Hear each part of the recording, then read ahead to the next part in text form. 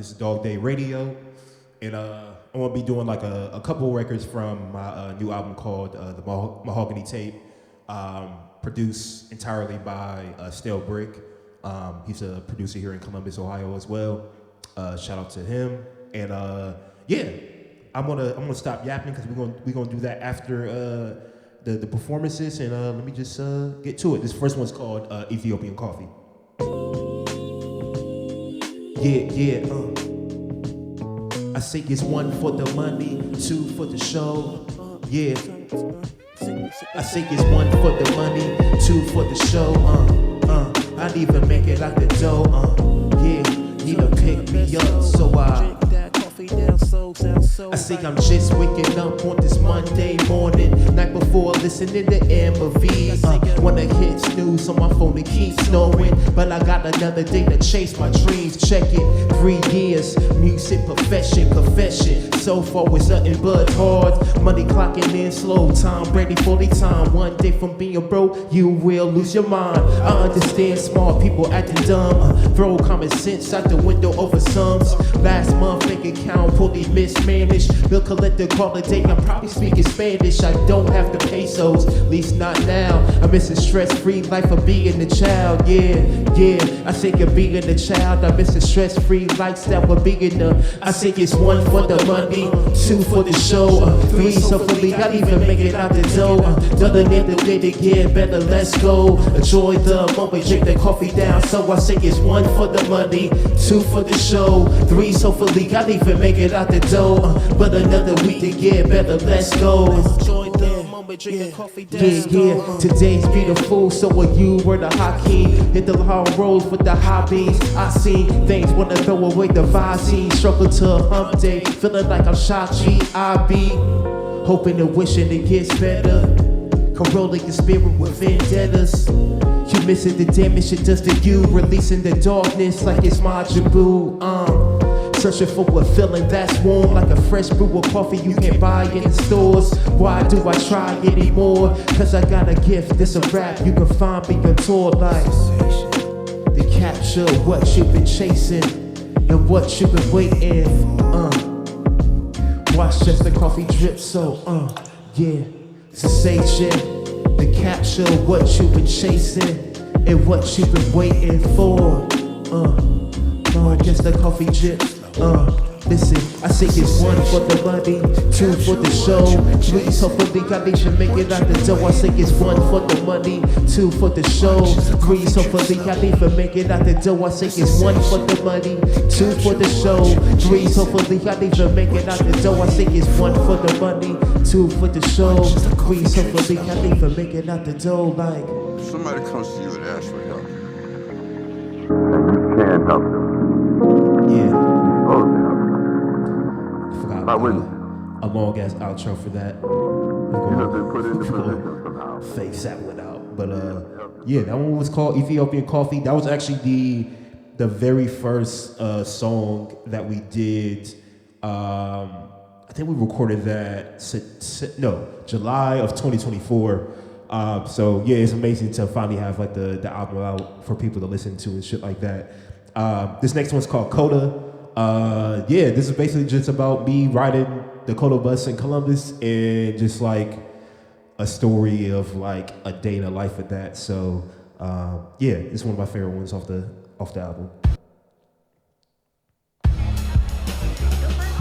Yeah. Yeah.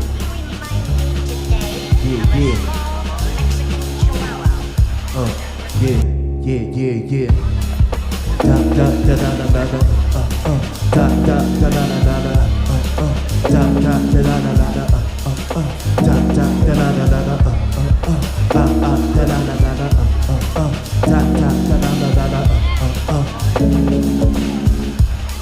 yeah.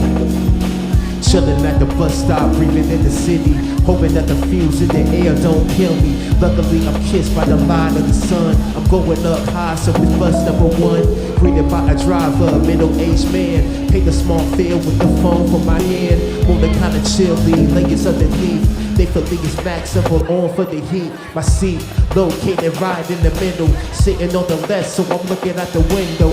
I admit I enjoy people watching, analyzing, exercise for my noggin. See people walking, holding hands. I wonder if I'm up for next step with my plans. Well, next goal is to finish the tape. Celebration, bring all the candles and cake. Look at my face, prepare for a glorious fate. I told Adam from the start what we doing is great. Big stages all across the globe. Here at chances and access we don't know. Brand deals, companies, send us wardrobes, cause they love the beats and salute the flow. Whoa, I see my stop, while it's over. I'm just daydreaming, riding on the colder light. Riding on the colder light. Just riding on the colder light. I'm just riding on the colder light. I say rock to the fourth and that, fourth and that, see fourth and that. Just rock to the fourth and back, see fourth and back.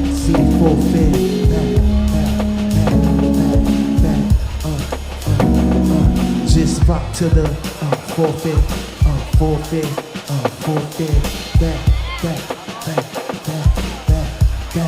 back, yeah. Yeah.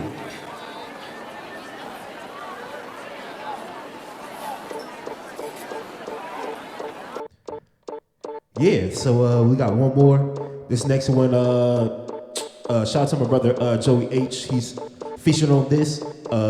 We not be hearing his verse today because he is not here. But this is one of my favorite songs off the album. I think this is like song number, not including the project. This is like song number like 7 we've done together, like officially like put out. We had shit that we haven't put out before, but yeah, this is one of my favorite records that me and Joey ever done together. This is called Chances. Talking about just a lot of real life shit, which is in all the songs, but yeah, this is the last one I got for y'all. Chances. Take chances. Take chances. You gotta take. Listen, I say full play with my 401k. Cash it out when I quit my job. Intuition, yeah, we make it out. Most might say, down the too risky, but you gotta take chances when you try to make history. Trailblazer, attributes like Johnny Blaze. Words on paper, then perform or center stage. When I first started free shows, I was afraid.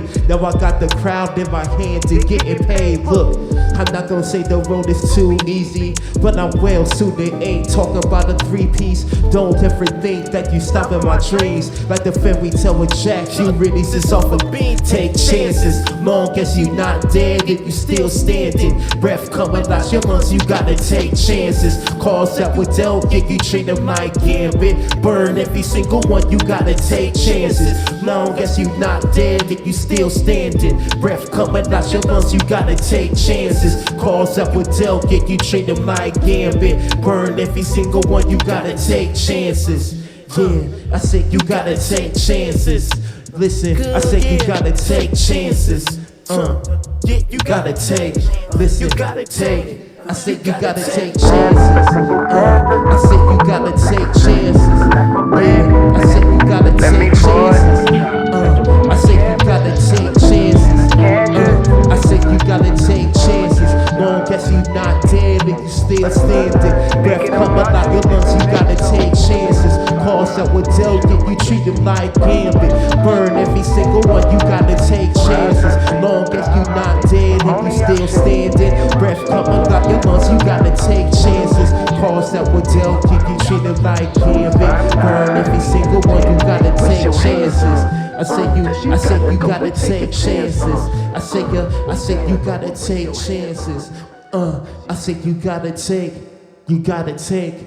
gotta take chances. Yeah, that's my time. My name's Deshawn, and yeah, stick around for the interview. You're listening to Local Love here on WCRS. I am joined by Deshawn. How you doing, man? I'm doing pretty good, man. It's been a week, like we were talking about earlier, but overall, man, I was gonna say I can't complain. I mean, I could complain, but it's like one of those things where it's I'm alive, so Hey, like I always say, man, as long as you're vertical, Yeah. that's all you can ask for. Yeah, some yeah. days, man. So So, first question I have for you: tell me about your start in music. How did it all begin for you? that's a good question. So I would say technically the seeds were definitely planted like in like high school. Up until really my senior year of high school, I thought I was gonna go to like art school. Um, I used to draw and stuff like that. And from like fourth grade until like my senior year, I was like hell bent on like going to art school. But then like I want to say around really kind of my freshman year, it kind of started where like I remember vividly like times when I would like just write like lyrics like here and there, like literally in my sketchbook sometimes. And then like sophomore year, I think is when I like really got like addicted to music. Where before it was definitely like I always like listened to my like music my entire life. To the point where like once I got into music and like started doing music, I remember like stuff when I was like younger, like oh I used to sneak in my older brother's room to like listen to like all his like CDs and albums and stuff like that, and or all these vivid memories I remember of like my dad playing like Missy Elliott and like his car, and like having like these like huge speakers, and like how much of a fan I was like of that stuff. But until like I actively started like doing it was like when I was like in high school, and then sophomore year was just like I was listening to like a lot of like East Coast stuff, like Nas's and catching up on like stuff that I missed when I was like 6 and 7 years old, like Biggie, Wu Tang. And then around that same time too is when I got into stuff like Slum Village, Jay Dilla, this group called Little Brother. I was always an Outkast fan, but then like I started listening to like some of the earlier albums like around that time as well too. And then then it was just like started just like writing my own stuff. And then by like my junior year, I recorded my first verse. Shout out to my dude, Jared Young. He was like the first homie that I knew had like recording like set up like at like his crib or whatever like that. So I remember oh shit, we rapped over Jay-Z's Dead Presidents our junior year. I gotta ask if he like still has that. And I remember doing a verse. And I remember at the time like I didn't know how to like I didn't know about like bar structure and like and stuff like that. So like I would just like write until I thought my verse was supposed to be done. And like yeah, that was like kind of like the bug was like, okay, yeah, like I'm actively kind of like doing this, but then by the time like my senior year was over, my grades were shit, and like I remember getting a letter basically saying like, hey, you can get into art school, but you got to do like a semester of like Columbus State like first or something like that because your grades weren't good. And I was already on the fence. And I was like, bro, I ain't trying to like do a semester if I'm like already kind of like iffy about it. So yeah, and then at that point I was just like started working, and on my own time was like working on music from 18 to 21. I like didn't like record. It was weird. I was like just like working on like my writing and just like my ability to rap, because like the songs that we did do in high school, like they were bad. Like, and maybe there was clearly like some type of promise there would like made me believe of like want to keep on going, but like I said before, I didn't know how to like write a song and all of these things. So I really wanted to like kind of really prepare myself and get ready. So once I hit 21, I had like a breakup, and then I was like, you know what?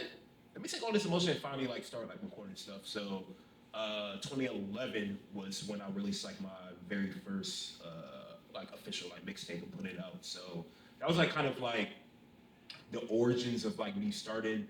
But like it definitely was like kind of started like in high school, then eventually made its way into a couple years later when I like first like actually started putting music out. So Sure. So you touched on a bit about you creating visual art. Yes, yeah. So I'm curious, what was your medium?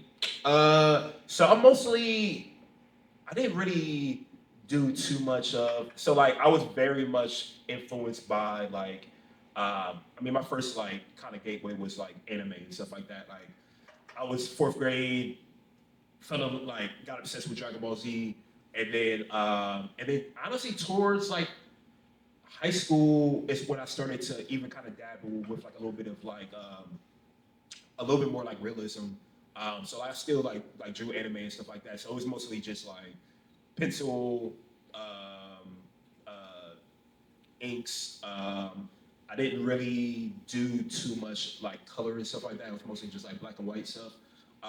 But yeah, so like pretty much, I would say like illustration was like kind of like what I thought I was gonna do. But even like early on, this is I feel like it even kind of like goes into like my music. But like I also was like while I was drawing, me and my friend were also like making like original stories for like all of our stuff. So like it was like no exaggeration, like especially my friend, like he was a couple years older than me. Like the stuff we were working on, like he was like on some like Tolkien type shit. Like we would like come up with like the lore and like what happened 1,000 years before the current storyline, like language and like class and like stuff happening on different planets. Like it was like some like in-depth like shit that we were like doing back in like elementary and like in like middle school and stuff like that. But I think so like although I was like drawing, there was like also like a creative like writing like aspect of it that I haven't really dabbled back into like the drawing since then.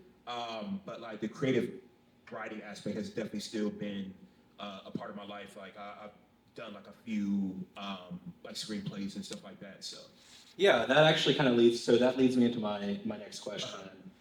How does, I was going to ask, how does the visual arts, whether it be writing a screenplay or drawing, how does that music collide for you?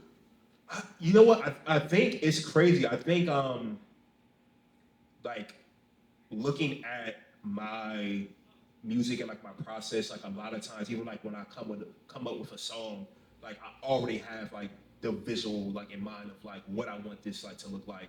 And although like 90% of the time, like I don't do like a visit like a video or something like that for the song, like I know in my head like what the song like looks like and stuff like that. And it also kind of goes back with a lot of my songs are very much like storytelling. Like there's like a point A to like point Z, like at like it's like a complete thought. And a lot of times, like I mean, for example, like the song "COTA," like that is probably like the perfect example of like I'm literally starting off of like getting on the bus, and then literally the song ends with the verse ends with me like getting off the bus like after like reach my stop and stuff like that. So um, that very much I think comes to play and like from my background of like drawing and then like creating stories and stuff like that and wanting to tell stories and like being able to try to capture that like in music form.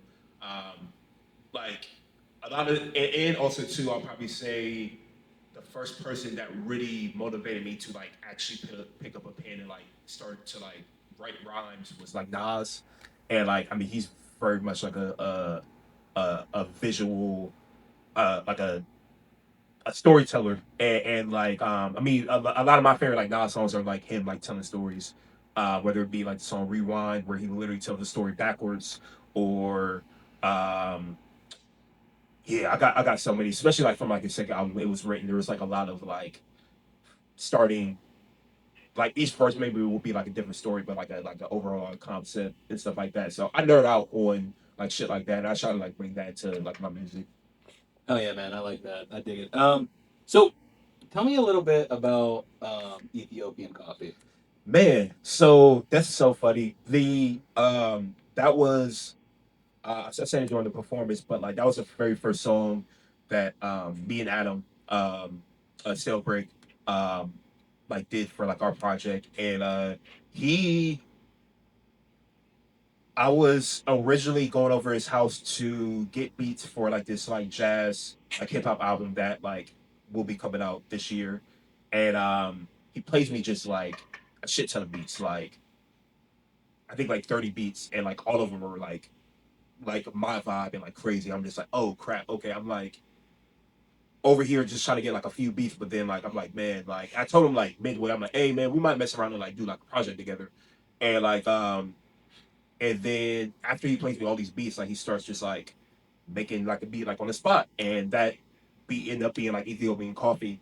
And for me, it was very much going back to like feeling and visual and stuff like that. And if like it felt like an autumn like record, like the colors that kind of like were like kind of like bringing it to my mind, but like it really in a weird way it felt like a fresh cup of coffee like on like a day like a morning or something like that. So when I was like kind of like going through the titles, like Ethiopian Coffee actually was literally the first title that I had.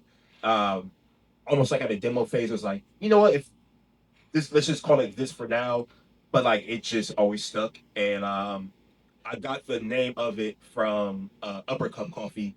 I think you can buy like wholesale like coffee beans, and like one of the ones they have is like Ethiopian coffee available.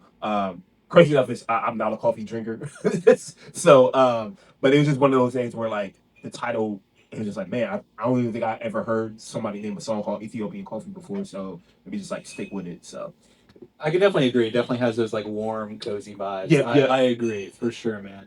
So I want to bring this up. I remember a conversation that you and I had while we were driving back from a gig late at Yeah. night about just being yourself. Mhm. How has that kind of mindset Mhm. helped you create the mahogany taste? Man, um, I think for me, like going into like every project is I kind of use my music as like almost like a audio like journal at the time. Like I can listen back to like every album I've done and like know exactly where I was like in that period of time because I'm just very descriptive of like what is going on like in my life at the time. So I kind of I mean I definitely approach like the album like that way as well too.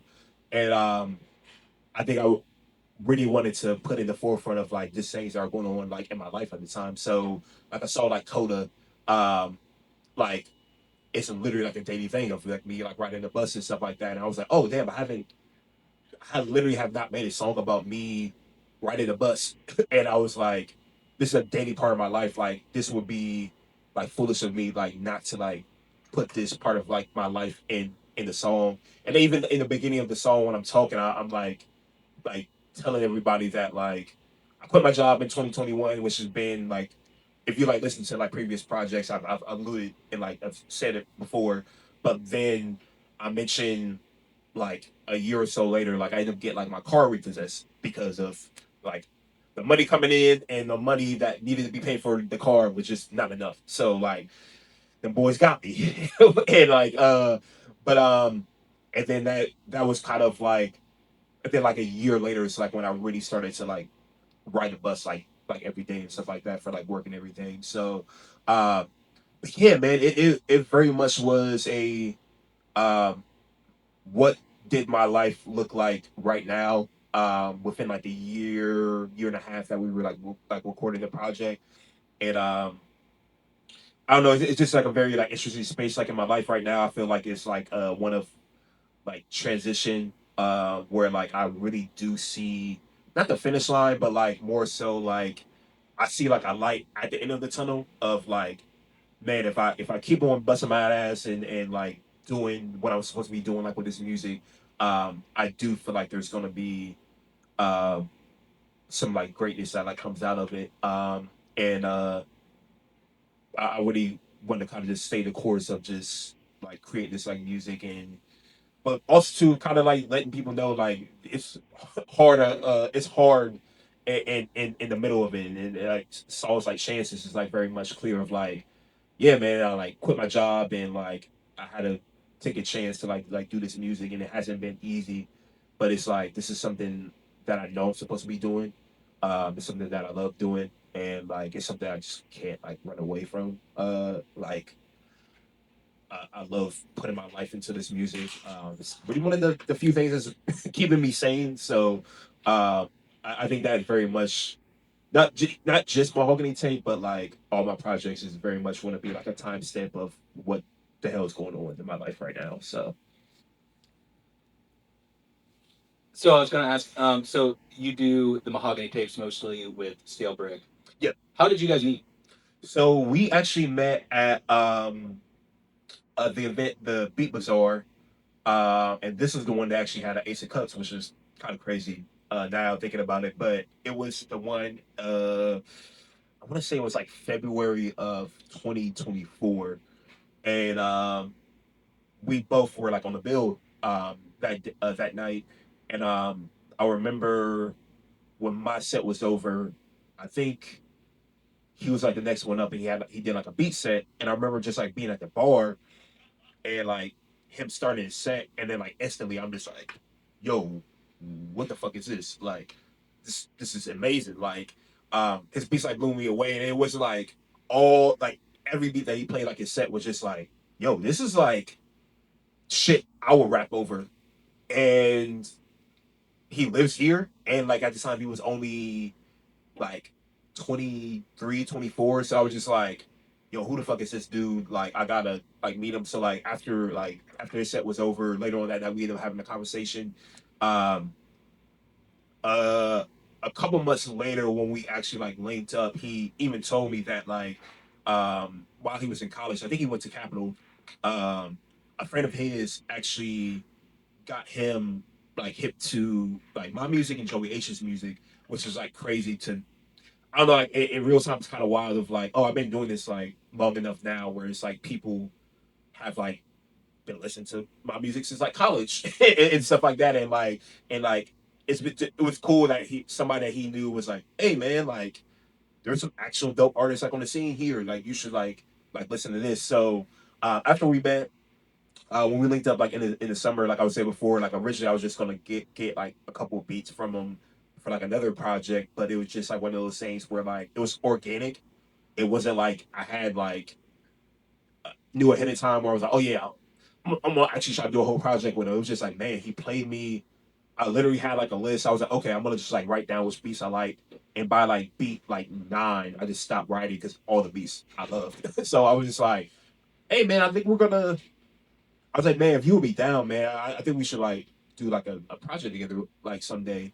And then he sent me all the beats that he played, and then like a week later, because I just like went through all the beats and like I had the beat for like Ethiopian Coffee. I was like, hey man, like I know I said like down the road, but like if you're down, we can like start this like now, because like I already have a good concept of like where I want to take the project like sonically. So that was like kind of like the genesis of us like meeting and then like finally starting to work together. Yeah, man, it's like one of those things where like if you click, and then it goes from there. That's Yeah, for sure. absolutely. So you mentioned Joey H. You and Joey, part of kind of like a crew, a family, just people that look out for each other. For sure. Can you explain to me like the importance of honestly just like looking out for people in your community and other artists that surround you to build each other up? Yeah, man. Once again, I think it's one of those things where like I'm just grateful that like all these things like happened without like it wasn't no like, hey man, you need to get together, I need to get together with you, and we need to like all my friends, like my like core friend group of like folks who are like in Columbus, man, like we kind of just like organically just got really close and really like cool. And we're all kind of like in a similar path. Like, I mean, between like my like close homies, it's like me, Joey H, OG Vern, Trek. Um, that's just from like the rapping side of things. And then like my friend Cameron Granger, he's in New York right now, but he's like a filmmaker.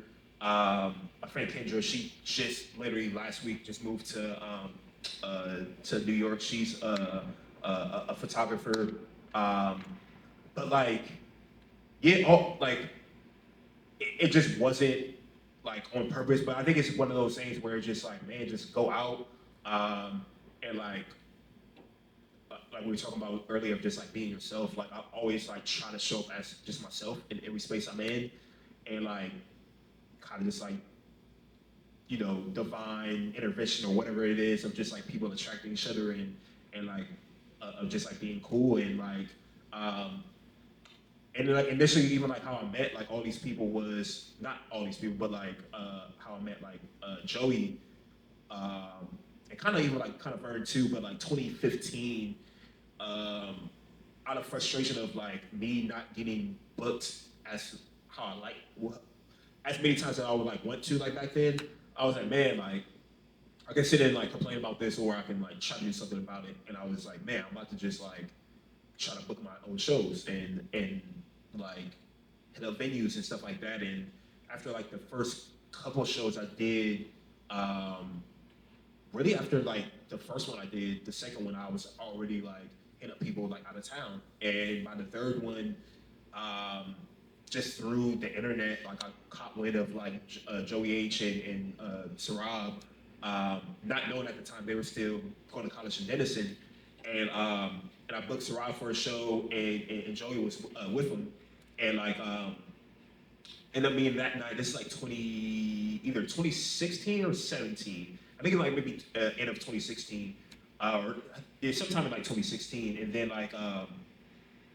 And then once they graduated, they both moved to Columbus, and like it was kind of one of those things where like we were always at the same shows, always at the same events and stuff like that.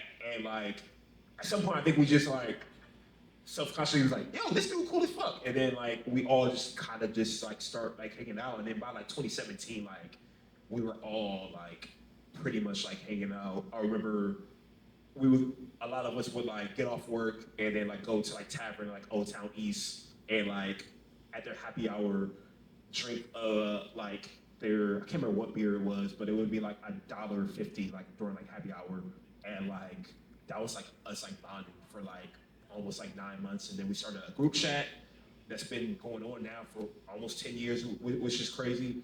And then but yeah, I think I'm definitely pro. You got to touch grass, and you got to like be out here and like. And be in your communities, and like it like and definitely over the years it's like me beyond just like being like hip hop. Like I got so many homies who are like in different bands and stuff like that. But it's just like, man, you can't be one of those people that complains about like stuff going on in the city and then like nobody ever fucking sees you. Like so it's like or like making like an effort of changing and making the scene like what you want it to be.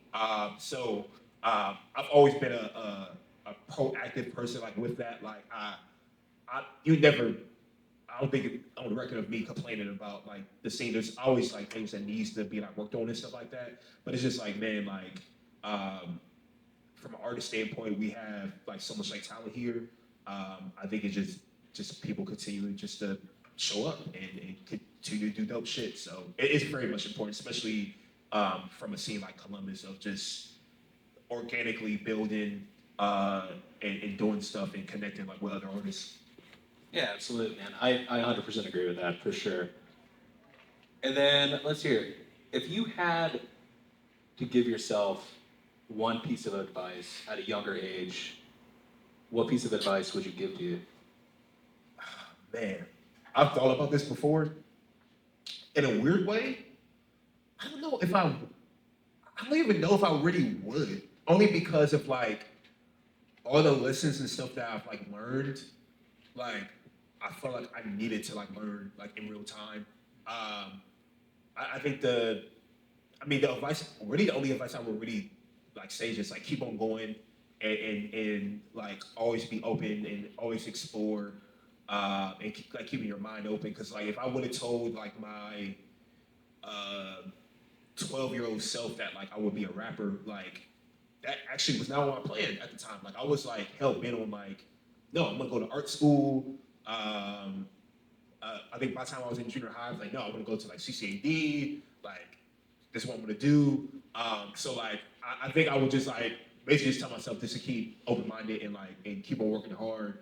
because I think I would have messed up like maybe a timeline of me not becoming like a musician or something like that. But yeah, I don't know.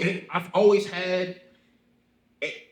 I think want to thank my parents for it. Like they never shot down my dreams. Like even when it was like stuff that like nobody in our family like our immediate family like never did. Like nobody immediately like went to art school or like definitely became like a rapper or a musician and stuff like that. And they were never like, you sure you want to do this? Like they were always like, oh shit, okay, well, we don't got a lot of money, but if you want to like draw and stuff, like we can like buy you sketchbooks and stuff like for your birthday or like certain materials and stuff like that. And then like literally the first time I actually like really recorded when I was 21, like at the time, I don't think I had a car or something like that. And like literally my parents like picked me up and dropped me off like at the studio.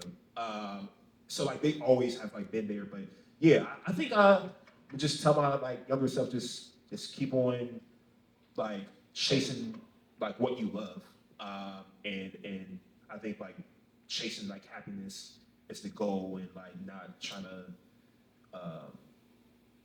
get caught up like in the normal like 9-to-5 life. So Excellent words of wisdom from Don Deshawn. So where can we find more information on where you'll be playing next? Yeah. And what do you have coming up? Technically on all socials under just Don Deshawn. Luckily I've like have been early enough on like all like platforms where like I was able just to get like Don Deshawn for all of them. But and like immediately coming up next Sunday, well, I'm trying to think. Well, on the 14th of June, I'll be performing at the Columbus Art Festival at 3:15 at the Genoa Park stage. I will be playing with Robert Mason trio. Yeah, it's gonna be amazing set. Like I'm really excited to not only perform on the stage, but to be able to perform with the band again. And then I believe in either 24th or 25th, I'll be out in Chicago. Me, Joey H, and 2 other artists from Chicago will be performing at Cole's Bar. I'll be literally announcing that like in the next like day or so. And then got some things hopefully in July. I haven't got like confirmations yet, but like it's a lot of stuff coming in. Then also too, I got a band I'm about to announce like very, very soon. We're gonna be releasing our first single on the 25th. So definitely be on the lookout. It's called the band's called The Nonic. And yeah, we'll be releasing our first song in a couple weeks. Super excited about that. That's why I've been really kind of spending like a lot of my time like behind the scenes, trying to get like everything together for that. I think people are going to be very pleasantly surprised and also too like really excited of finding out like who's like involved and then and just like hearing the music. So a lot of stuff going on rest of this summer and then honestly to the rest of the year. But yeah, mostly just like I'll say like mostly on Instagram. Don Deshawn, follow me there for like most of my updates. So yeah. And then real quick, this or that, and Yeah. lightning round here at the end, a bit of fun. Ice cream or popsicles? Ice cream only because like I feel like I always like get a brain freeze like way quicker on popsicles. I think for some reason I can regulate ice cream a little bit like better, so ice cream. Which favorite kind of ice cream?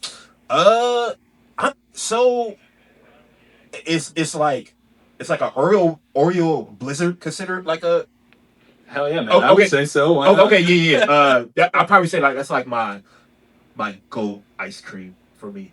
Nice. Favorite movie? Shit. Oh man, this is man, this hurts because like this can you know what? This is a crazy pick. So a part of it's like from childhood and just the amount of times like I watch this movie, but also too I stand by this being like an actual good movie. I would actually say the first Blade movie might be might be my favorite movie from the the action, the soundtrack, the tone, um, like I stand by that being a great movie, not just like a good superhero movie. Like that shit is like some amazing filmmaking for me. I agree. I feel like it's underrated. In a lot Bro, of ways. it's like I put it in like a top 10 opening scene. Like the Blade Club scene is like top tier shit. Like, bro, like I can go on a whole tangent, but yeah, I stand by that being my favorite movie. Not the best movie ever made, but like my favorite movie, yeah. What's your guilty pleasure record? Oh. I'm trying to think.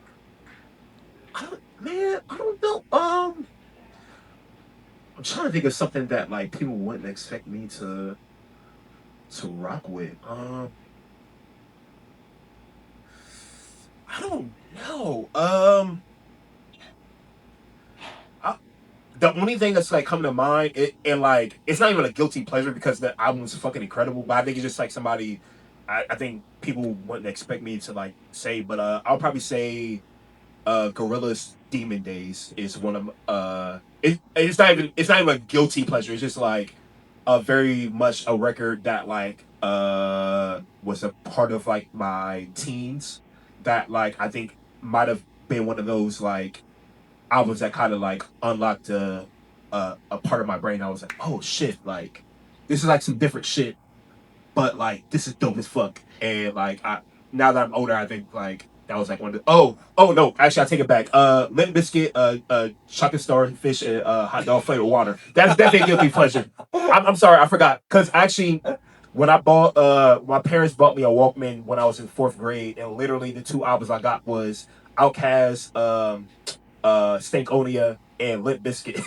Like those are the two albums I bought. So I would definitely say because Limp Bizkit is definitely divisive, which is understandable. So I would definitely say that's a guilty pleasure album. That's a hell of a combo. Yeah. It was, and I was 10 years old. So like that shit was crazy. And then finally, best way to beat the summer heat. Stay my ass inside. Because I got asthma and bad allergies. So like I ain't gonna lie to you. When folks be like, "Oh, let's go to the park," or let's like, bruh, when it's like peak summer, I hate being outside, bro. I be miserable, bro. Like it be too humid and shit. So anywhere that has like AC is okay by me. But also too, I'm please go and see sunlight as well as see and touch grass because it's always needed. So Hell yeah. Thank you so much, Don. I appreciate you. Thank you for having me.